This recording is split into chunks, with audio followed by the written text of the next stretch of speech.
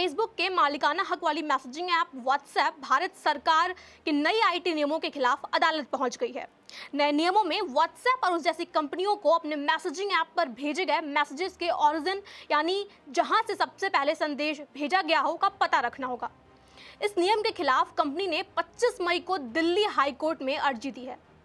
WhatsApp के प्रवक्ता ने इसमें जानकारी देते हुए कहा कि मैसेजिंग ऐप को चैट का इस तरह ट्रेस रखने की कहना एक तरह से व्हाट्सएप पर भेजे गए सारे मैसेजेस पर नजर रखने जैसा होगा, जो कि एंड टू एंड इंक्रिप्शन को खत्म कर देगा और लोगों की निजता के अधिकार का उल्लंघन होगा। भारत सरकार ने बुधवार को व्हाट्सएप को जवाब देते हुए कहा कि वह निजता का सम्मान करते हैं और उनका इरादा इसका उल्लंघन करना नहीं है। भारत सरकार ने यह भी कहा कि जब उन्हें किसी खास व्हाट्सएप चैट के बारे में जानने की जरूरत होगी तो यह निजता का उल्लंघन का मामला नहीं होगा। Ministry of electronics and IT की तरफ से यह बयान ऐसे समय में सामने आया है जब सोशल मैसेजिंग ऐप व्हाट्सएप ने दिल्ली हाई कोर्ट में सरकार के नए डिजिटल रूल्स को चुनौती दे दी थी।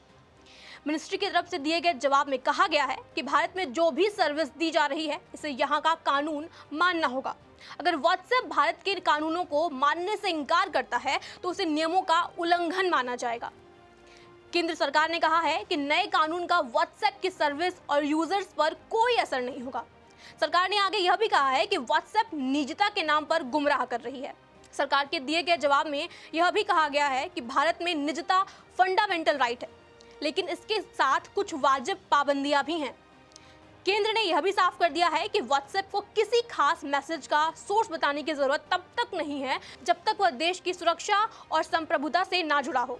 सरकार ने यह भी कहा कि यूके, यूएस, ऑस्ट्रेलिया, न्यूजीलैंड और कनाडा में सोशल मीडिया कंपनियों को लीगल इंटरसेप्शंस की अनुमति है। सरकार ने कहा कि दूसरे देश जो डिमांड कर रहे हैं उसके मुकाबले भारत बहुत कम मांग कर रहा है।